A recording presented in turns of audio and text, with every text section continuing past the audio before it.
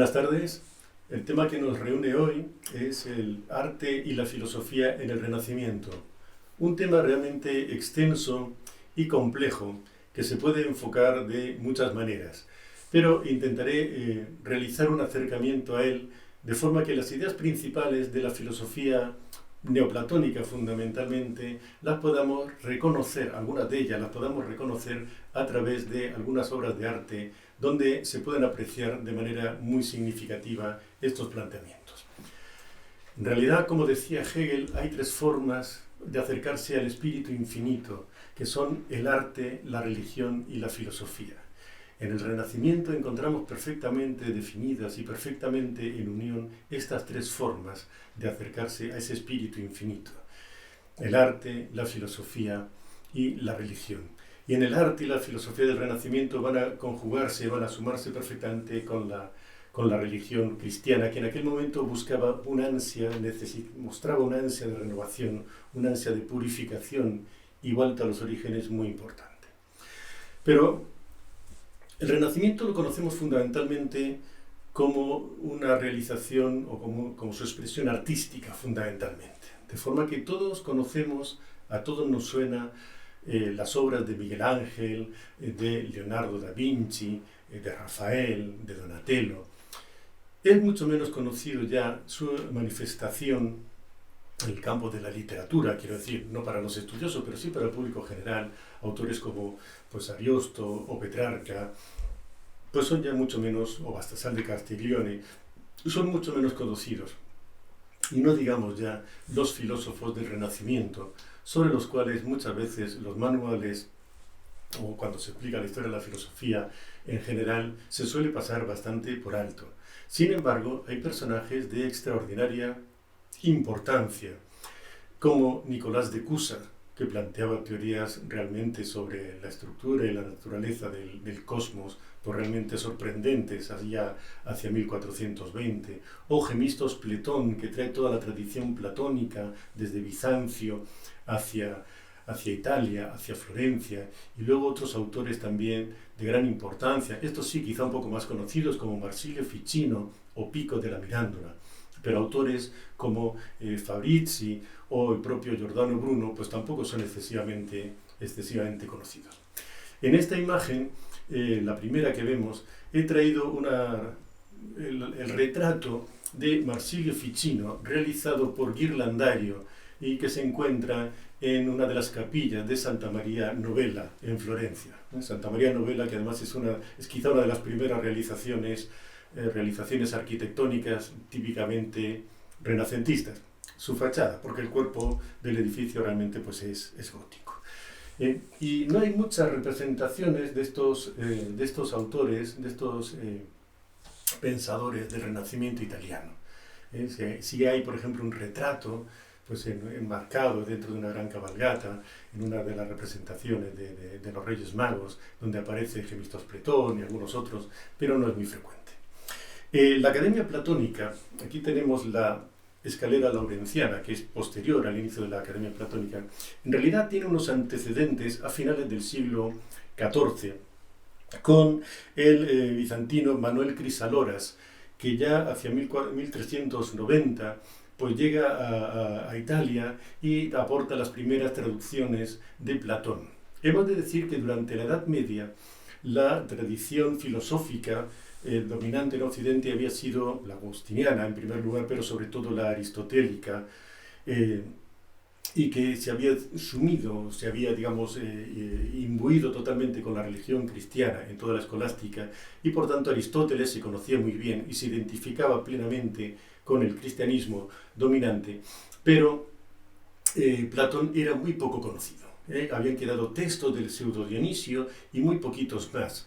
Pero ahora ya, a final del siglo XIV, empiezan a llegar desde Bizancio las traducciones directas de Platón, con Manuel Crisaloras, su discípulo Leonardo Bruni, ya a comienzo del siglo XV en Florencia.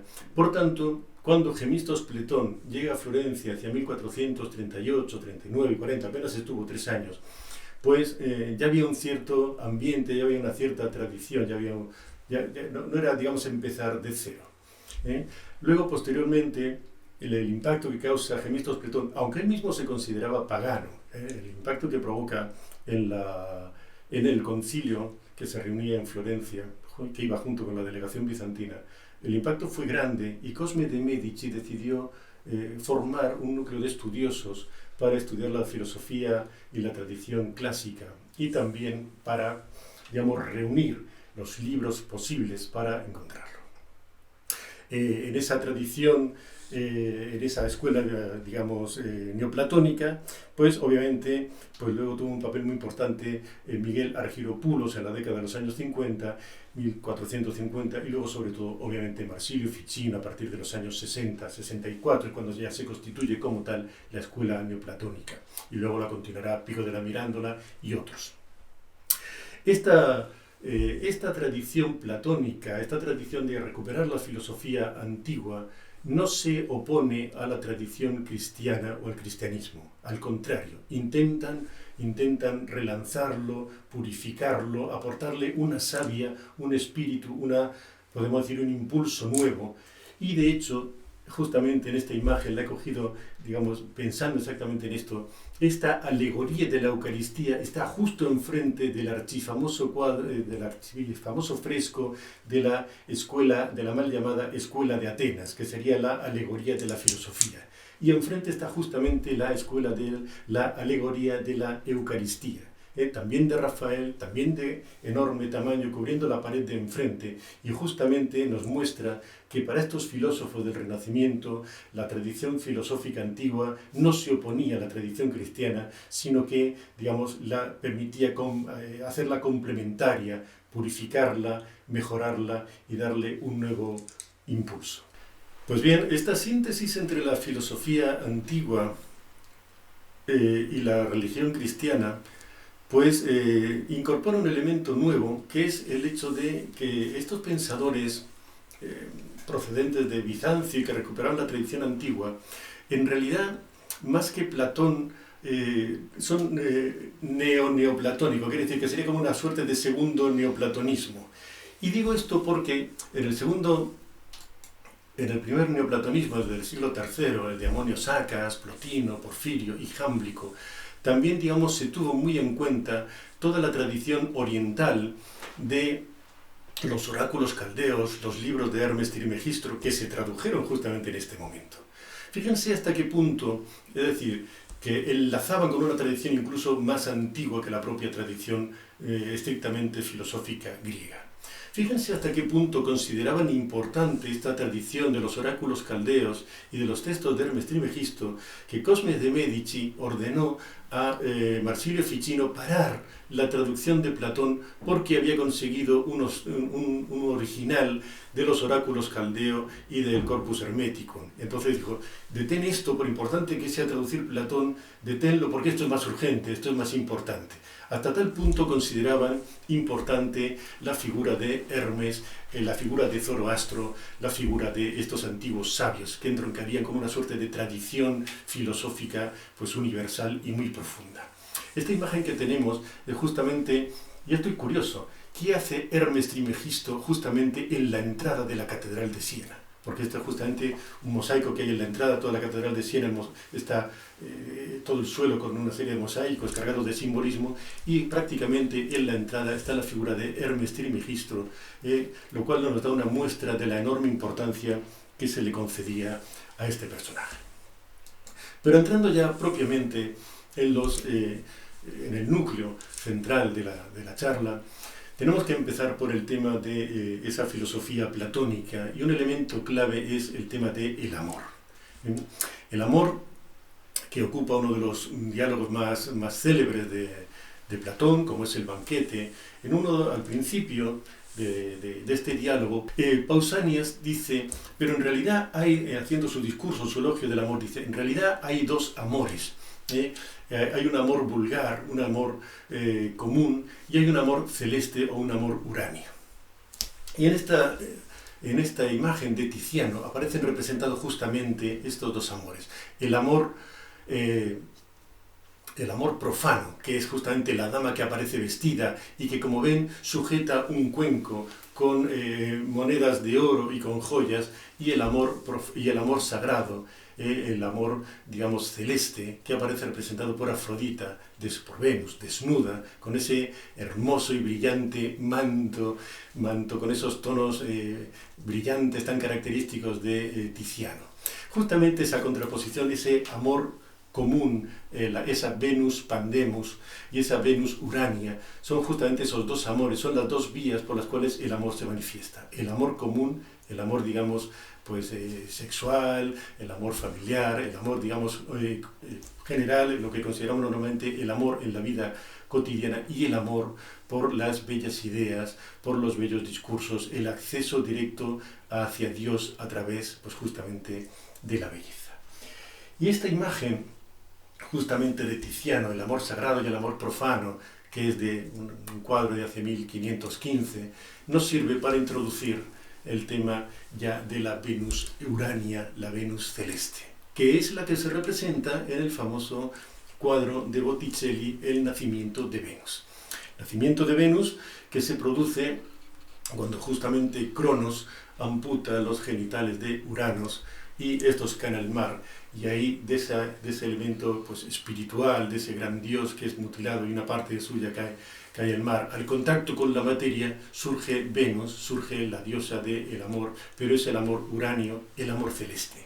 Y esto es muy interesante porque fíjense, está navegando sobre el mar, llegando a la costa pues probablemente de Chipre, de algunas otras islas del mar Egeo, y justamente va sobre una concha, símbolo de la fertilidad. Pero lo que quiero hacer especial mención es justamente en el hecho que me llama mucho la atención, el hecho de que está justamente a punto de bajar, a punto de bajar justamente a la tierra.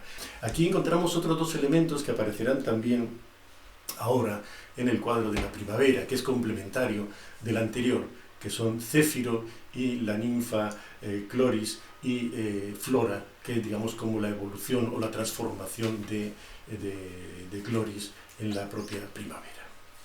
Cuadro de la primavera, también complementario del anterior, no, esto es un poco discutido últimamente si tiene una relación temática, pero parece claro que sí tiene una relación, digamos, bastante directa y complementaria.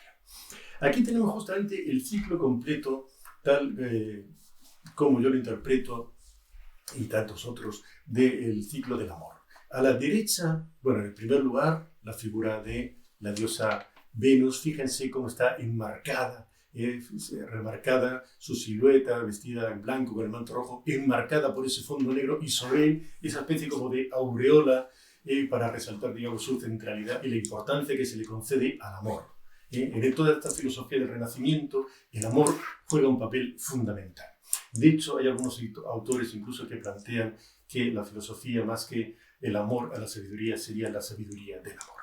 Pero volviendo al cuadro de la primavera, tenemos Céfiro, el viento del oeste, que apasionadamente se intenta raptar a la ninfa Cloris, la que hemos visto antes, que se transforma inmediatamente en Flora en la primavera. Aquí tendríamos justamente ese amor descendente, ese amor terrenal, ese amor pandemo que representa esa pasión del viento Céfiro sobre la ninfa que se transforma pues, en la primavera, cuando ya ese amor, digamos, se apacigua, se amortigua y se serena. Y luego en el centro, Venus bendiciendo, con ese gesto, bendiciendo a las tres gracias que se mueven a la derecha en armonioso ritmo. La figura de las tres gracias, muy interesante, la alegría, la belleza, y se traduce a veces como el encanto, pero también a veces yo he visto traducirlo como el entusiasmo. Y son como tres manifestaciones de Venus que nos ayudan y que nos transportan hacia esa realización del amor. Y por último, a la izquierda del cuadro encontraríamos la figura de Hermes, que nos marca el camino con el caduceo hacia la parte espiritual. De forma que en el conjunto del cuadro de la primavera encontramos la bajada de la pasión, del amor terrestre, del amor pandemo, de la Venus pandemo, y su transformación a través de la belleza, de la armonía y de esa gracia, ese encanto y esa alegría de las tres gracias nos permite elevarnos hacia los mundos del espíritu, que es lo que nos marca Hermes con su caduceo. Pues de las tres gracias y de Hermes, que nos marca el camino, tenemos que pasar a la siguiente consideración. Tanto en la filosofía antigua como desde luego en el Renacimiento, la filosofía se consideraba como un camino de vida, como una elección de vida, no solamente como un mero conocimiento intelectual.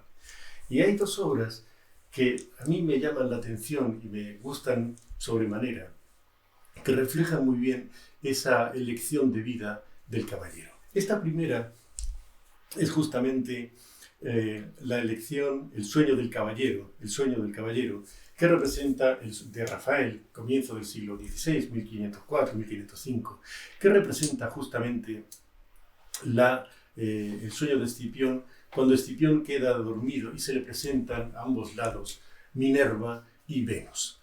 Pero el Venus que se le aparecerá aquí, la Venus que se le aparecerá aquí será la Venus, digamos, común, la Venus Pandema.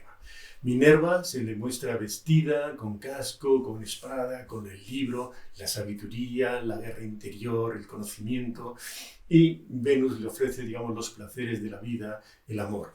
El árbol que hay en el centro, que es justamente un laurel, digamos, el árbol del triunfo, de la gloria, marca el equilibrio entre las dos figuras, pero ya vemos cómo el héroe, ese filósofo que va a trascender, que va a tener esa guerra interior, esa transformación interior, ya la cabeza está inclinada hacia el lado de Minerva. Por tanto, la elección del héroe, digamos, se va a inclinar hacia este bando. Fijaros, este es un cuadro realmente muy pequeñito, esto de apenas unos 17-18 centímetros, muy diferente de este otro, que es un gran cuadro de Aníbal Carracci, de finales del propio siglo XVI también, que ya casi en plena transición hacia el barroco, que representa el mismo tema, es la encrucijada de Hércules, que aquí se ve también tentado entre dos figuras femeninas, una que le muestra el camino ascendente, ven le indica con el brazo esa senda escarpada, esa senda elevada que conduce hacia la transformación individual, la purificación, la superación de sí mismo, y la figura de espaldas, que en este caso aparece pues semidesnuda, con esa túnica pues casi transparente, que le está, digamos, ofreciendo los placeres de la vida, la comodidad, el amor, el teatro y su gran máscara, la música, los entretenimientos. El entretenimiento frente al deber, el disfrute frente a la responsabilidad. Y ahí está el héroe en medio, decidiendo, pensando. Pero también hay un elemento que ayuda a entender, digamos, la decisión que va a tomar, que es justamente el árbol que aparece detrás, que es la palmera, que refuerza, digamos, la imagen vertical del héroe, pero también, digamos, representa la inmortalidad que se podrá alcanzar se hace la elección, digamos, correcta. En esa elección, en ese camino o estilo de vida, es fundamental, pues, digamos, el triunfo, el dominio sobre la personalidad, sobre, digamos, la naturaleza inferior. He traído un texto de Gemistos Pletón en el Tratado sobre las Leyes. Los hombres son dueños de sí mismos, y no por no estar sometidos a nadie, sino por tener en sí mismos un principio rector, el intelecto, y la mayor parte de su ser sometida, de tal modo que lo uno de esa multiplicidad es lo que piensa y es lo mejor de nosotros, sea el amo. Este pequeño fragmento de Gemistos Pletón viene perfectamente a juego o a tono con la representación de Palas y el Centauro de Botticelli también se encuentra en los Uffizi a Florencia, en el cual la diosa pues sujeta por el pelo al centauro con esa doble naturaleza estrictamente pues animal, en la parte, digamos, inferior del cuerpo de caballo y la parte superior humana. Y en cierto modo aquí están representadas, por un lado, el espíritu y la materia, pero si quisiéramos, podríamos quizá incluso encontrar las tres almas que plantea Platón. El alma concupiscible, la parte animal del centauro, la parte irascible, la parte superior del centauro, y el alma racional, que estaría representada por Atenea, que está justamente pues vigilando y sujetando, dominando esa pasión, esa fogosidad, esos impulsos pues irracionales del centauro. ¿De acuerdo? De forma que ahí encontramos un buen elemento para ver justamente por qué línea tiene que ir esa superación. Todos los textos de Platón hablan de la superación, de renunciar, digamos, a la vida común, y que la vida del filósofo realmente se dedica a la búsqueda de la virtud y de la espiritualidad. Justamente el Perseo de Benvenuto Cellini, en bronce, que está justamente frente a la loggia de las lanzas, frente al Palacio Viejo en Florencia, pues refleja muy bien ese triunfo del espíritu sobre la materia. Perseo es un héroe, hijo de Zeus también, como Hércules, y justamente recibe la ayuda de Minerva, nada menos, y de Hermes, nada menos, para enfrentarse a la Gorgona Medusa, que es, digamos, como una encarnación o como una representación, digamos, de las fuerzas negativas, de las fuerzas, digamos, inferiores de la personalidad. Y aquí aparece triunfante y vencedor. ¿Qué representa? Justamente la victoria definitiva del espíritu sobre la materia, de la parte espiritual sobre la parte animal, instintiva y racional, que tiene tanta fuerza en el ser humano. En ese mismo sentido, podríamos señalar también la figura del genio de la victoria. Las anteriores son muy conocidas, esta es bastante menos conocida. Es una obra de relativa juventud de Miguel Ángel, que se encuentra también en el Palacio Viejo de Florencia, en la Sala de los 500, y que muestra muy bien cómo el espíritu, digamos, se sobrepone, sale de la materia. A ver, encontramos en esta representación, si se fijan en la parte inferior, como una especie de hombre muy corpulento, pero muy viejo, podríamos decir incluso como el hombre viejo, que ha sido del que sale el hombre nuevo, el hombre espiritual renovado, está como girando, saliendo de forma ascensional, ascendiendo desde lo antiguo, desde la materialidad, y está sacando de sí lo mejor de sí mismo, como en ese proceso que Sócrates planteaba con sus discípulos de sacar lo mejor de ellos mismos mediante el diálogo, el interrogatorio, para buscar alcanzar la verdad, y desde luego mediante la práctica de la virtud. Hay un fragmento del Fedón, del diálogo del Fedón, en el que Platón, entre otros muchos, donde existe mucho en este tema, pues señala cómo el filósofo se ve obstaculizado por el cuerpo y sus cuidados para poder conocer la verdad. Dice así: e indudablemente la ocasión en que reflexiona mejor es cuando al alma no le perturba ni la vista ni el oído, ni placer o dolor alguno, sino que mandando paseo al cuerpo, se queda en lo posible a solas consigo misma, y sin tener en lo que pueda comercio alguno, ni contacto con él, con el cuerpo, aspira a alcanzar la realidad. Esta imagen del genio de la victoria, pues, digamos, entiendo yo que se adecua muy bien a todo esto. Es como, digamos, el genio, el espíritu victorioso del hombre que se supera y que va renunciando a esas debilidades, a esos problemas del cuerpo y sus ataduras. Por cierto, que esta imagen del genio de la victoria es la inspiración, es el modelo de la famosa escultura de Pompeyo Leoni, del Museo del Prado, de Carlos V y Venciendo el Furor. El esquema es bastante parecido.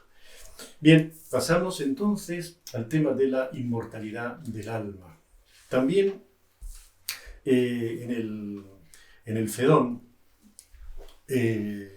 Platón por boca de Sócrates, plantea que el filósofo se preocupa sobremanera del aparecer y del desaparecer, del día y de la noche, del invierno y del verano, es decir, de la ciclicidad de la vida y, cómo no, de la vida y de la muerte.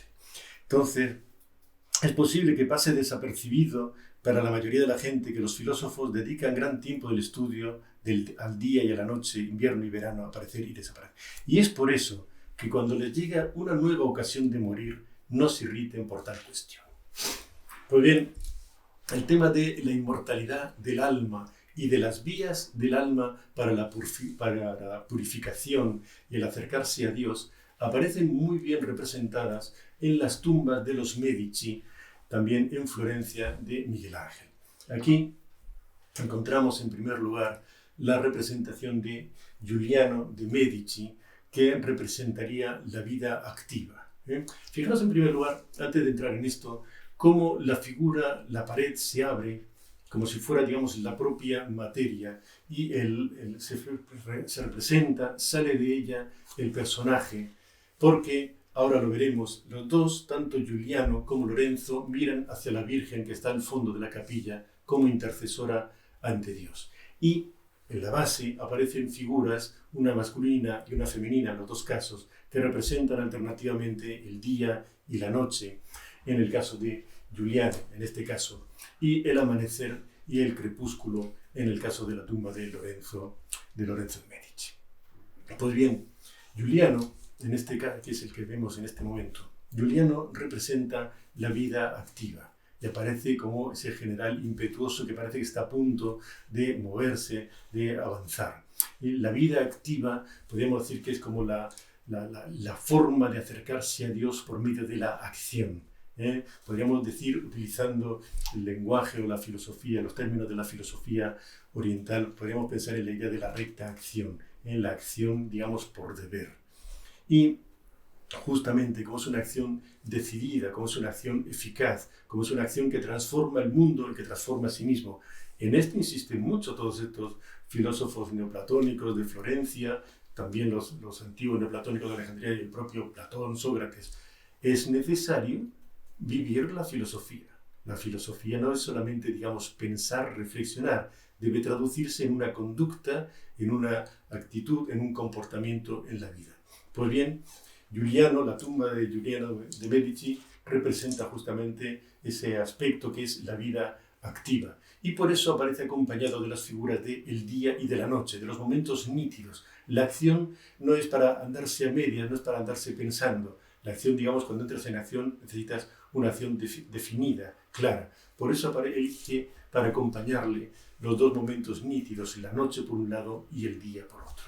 Por el contrario, Lorenzo de Medici, que aparece pensando y con el brazo un poco retorcido, representa justamente la vía contemplativa. Por tanto, tenemos la vía de la acción, la vía de la acción y la vía de la reflexión. La vía contemplativa, la vía de la introspección, de la reflexión de la vida interior.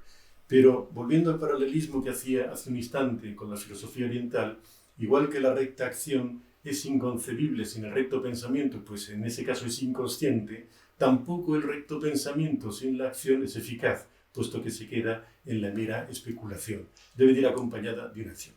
Por eso están uno enfrente de otro.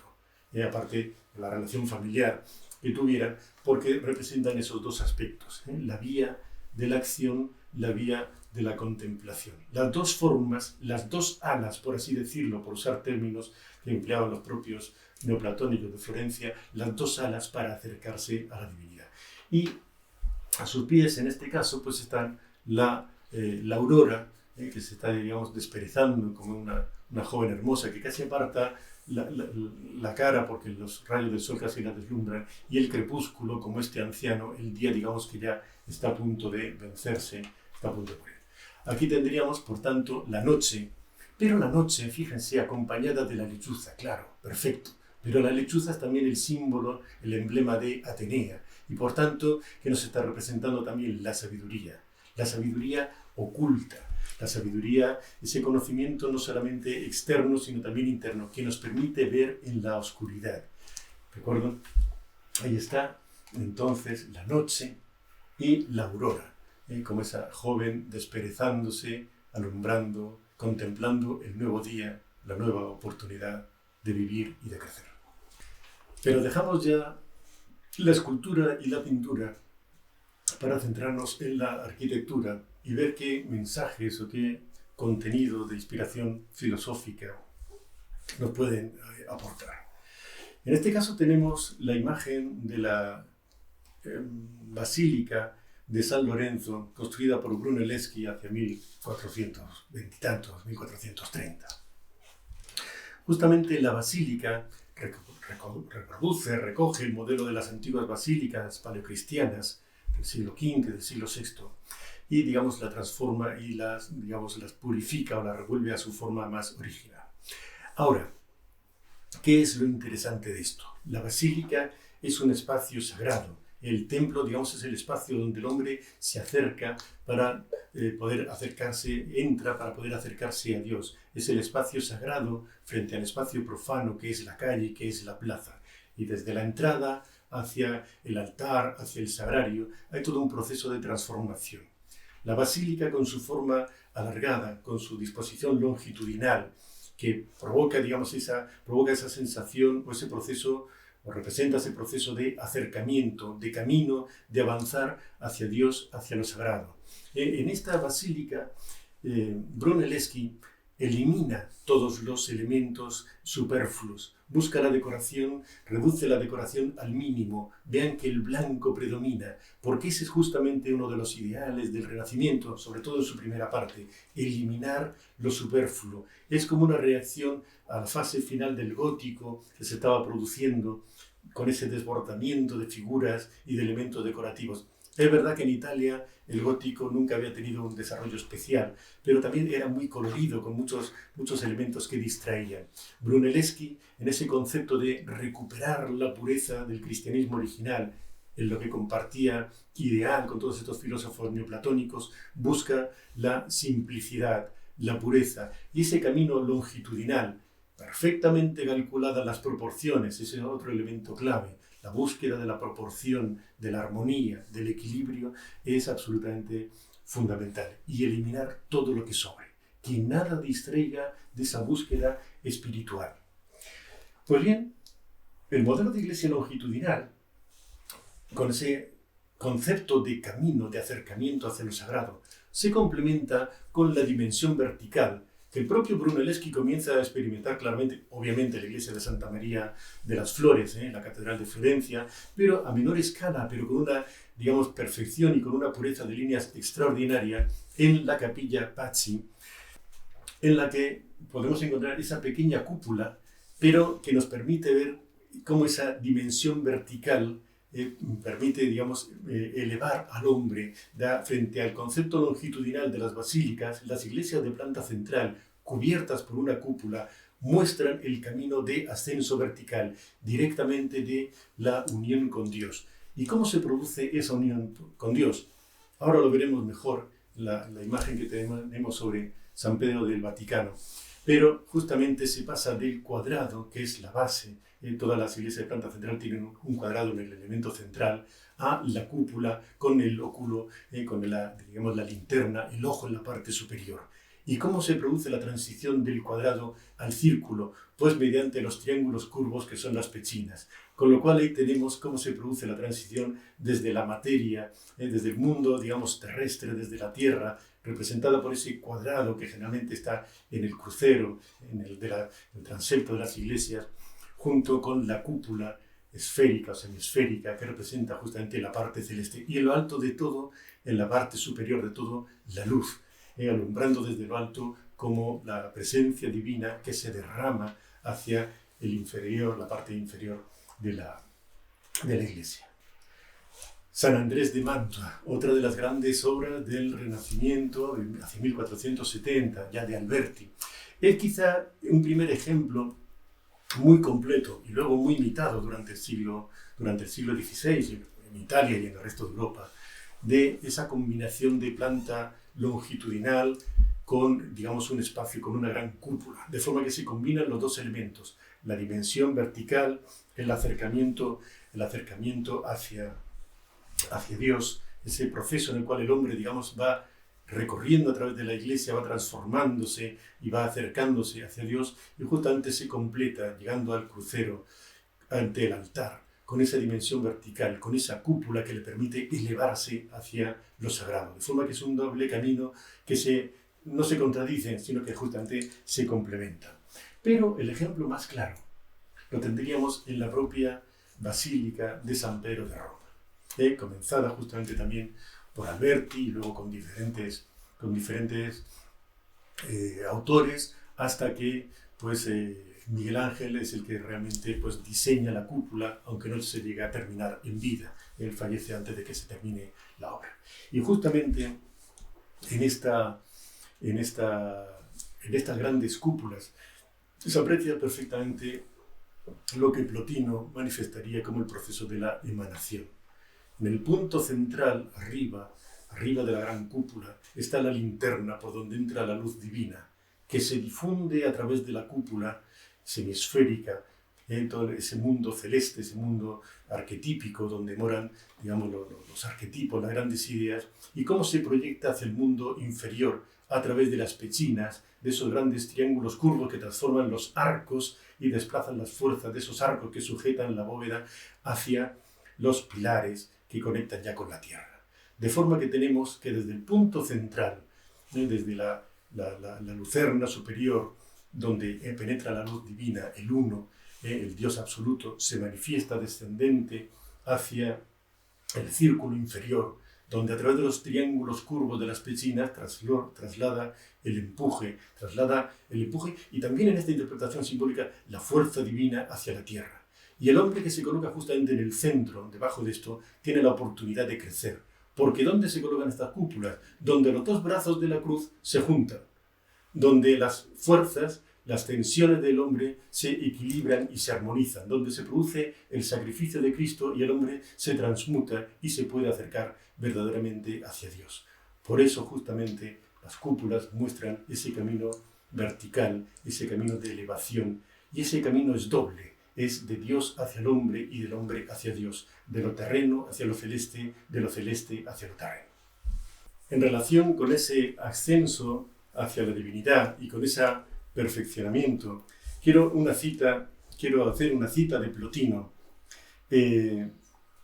Cuando se dice Dios sin practicar la virtud, Dios no es más que una palabra.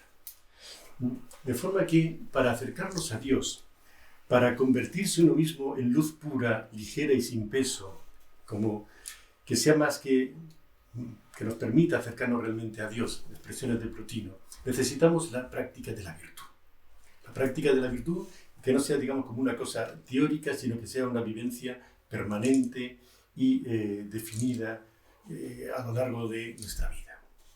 Y justamente esta villa rotonda de Palladio, construida también hacia 1550-1560, a mi modo de ver, representa muy bien, digamos, esta idea. Al menos a mí me lo sugiere.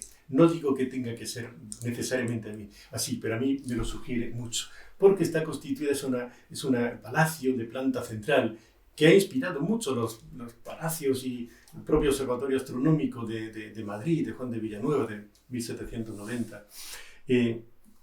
Esta villa rotonda, que tiene un espacio central con una cúpula toda decorada también de dioses y de alegorías mitológicas sobre la virtud y tal, tiene 4 accesos, tiene 4 pórticos, cada uno de los cuales es como un templo romano. Y estos 4 pórticos, yo los relaciono, estos 4 accesos, en relación con lo que estábamos hablando de la virtud como vía de acceso hacia lo sagrado, hacia el propio perfeccionamiento, pues yo lo relaciono con las 4 virtudes que plantea Platón, que son justamente la justicia, la prudencia, la fortaleza y la templanza. Son 4 vías que también podríamos hablar como de las cuatro aspectos de la civilización, la religión, la ciencia y la tecnología, pues el arte, la política, diferentes formas de acercarse a la realidad pues, suprema, a la transformación pues, de uno mismo y de la colectividad. Pero conviene ir terminando. Y cómo no, en una ocasión como esta tenemos que hablar de la escuela, la llamada Escuela de Atenas, que en realidad es la alegoría de la filosofía, donde Rafael resumió o recogió todos los grandes pensadores de la antigüedad. Como digo, esta alegoría de la filosofía está justamente enfrente de la alegoría de la Eucaristía que hemos visto al principio. ¿De acuerdo? De forma que no hay oposición, no hay contradicción entre la religión y la filosofía en esta época. Hay complementariedad. Se busca eso, se busca renovar, perfeccionar, purificar la religión con la filosofía. Lamentablemente, pues ese genial esfuerzo del Renacimiento quedará frustrado por las guerras de religión y por el fanatismo durante el siglo XVI y siguientes. Pero en aquel momento, principio del XVI, todavía se aspiraba había este ideal de perfeccionamiento, de purificación. Pues bien, aquí aparecen representados los diversos pensadores, en el centro, como no podía ser de otra manera, pues los dos considerados más grandes, Platón y Aristóteles. Platón indicando el mundo de las ideas con el dedo señalando hacia arriba y el Timeo, uno de sus tratados principales, y Aristóteles señalando el mundo terrestre con la ética. De forma que también aquí nos está dando un mensaje interesante. Mirar hacia el mundo de las ideas, reflexionar, aspirar a lo más alto, pero hay que practicar la virtud, hay que realizarlo en la tierra. No basta solamente con aspirar, no basta solamente con soñar, hay que también, digamos, realizar y plasmar en la tierra por medio de la ética, por medio de la práctica de la virtud, por medio de esa búsqueda de la excelencia en la acción.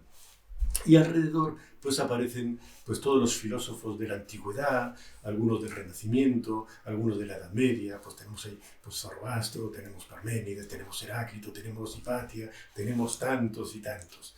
En un marco que obviamente no es griego. Jamás hubo arquitecturas similares en Grecia y más bien parece parece que se inspira en el diseño original de la iglesia de San Pedro del Vaticano, realizado por Alberti, que sería más o menos de esta forma y que no llegó a realizarse nunca. A ambos lados aparecen de esa nave que encontramos, aparecen Apolo y Minerva, como dos dioses protectores de las artes y de la filosofía. Quiero incluir también, ya para ir terminando, el templo de Malatesta de Rímini, realizado por Alberti. Segismundo Malatesta es uno de esos personajes extraordinarios del Renacimiento, que al mismo tiempo que es un hombre de guerra, es un condottiero, es un mercenario, un jefe de tropas, pues es también, digamos, un protector de las artes y de las ciencias. Y en ese templo que diseñó, que no llegó a ser una iglesia porque era también bastante pagana y prácticamente no hay ningún elemento cristiano en el templo, pero en este templo él planeaba justamente recoger las tumbas de grandes hombres de letras, grandes filósofos, grandes artistas, una suerte como de panteón de hombres ilustres. Y justamente ahí fue en una expedición que hizo pues, junto con Venecia contra los turcos en el Peloponeso, en Morea, pues justamente recogió el cuerpo de Gemistos Pletón, que había fallecido unos años antes, 1552-53.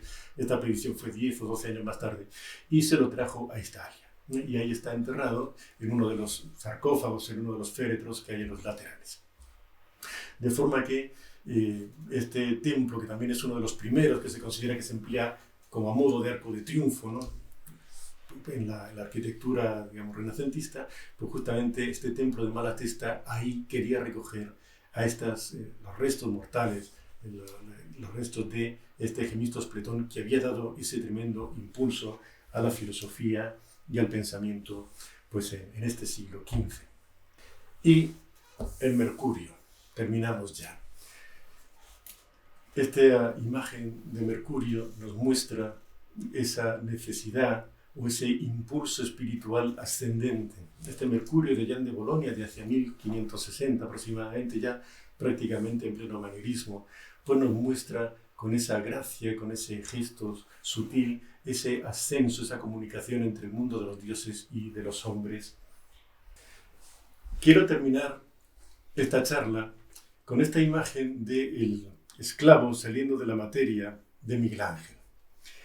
La forma en la que Miguel Ángel trabajaba sus esculturas, todas ellas de mármol, era muy singular, puesto que intentaba siempre encontrar la forma dentro de la materia. Es decir, la materia tiene la posibilidad de la forma. Hay que encontrar la forma que se busca. Hay que encontrar, digamos, la identidad de la imagen que se quiere representar y que se esconde en la materia.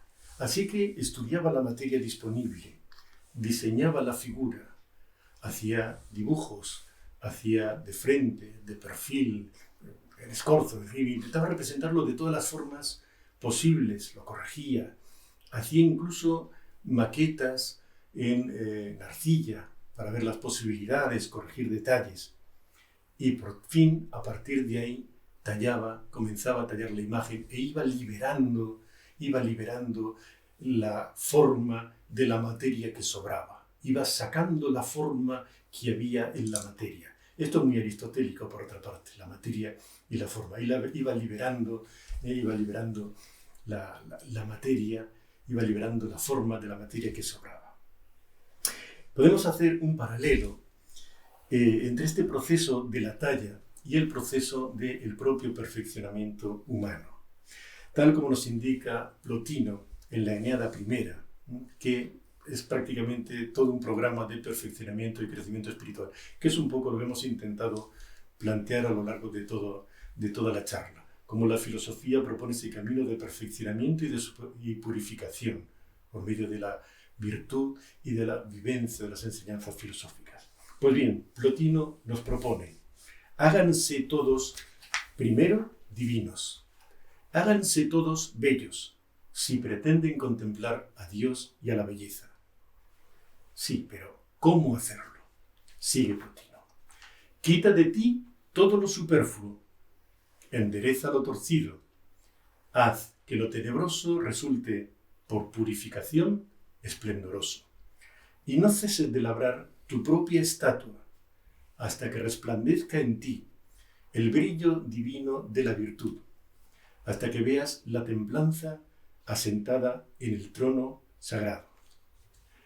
Y así, que podamos hacer con nuestra propia experiencia, con nuestra propia vida, ese proceso de tallado, de purificación y de perfeccionamiento, que nos permita sacar lo mejor de nosotros mismos, como Miguel Ángel estaba sacando ese esclavo de la materia.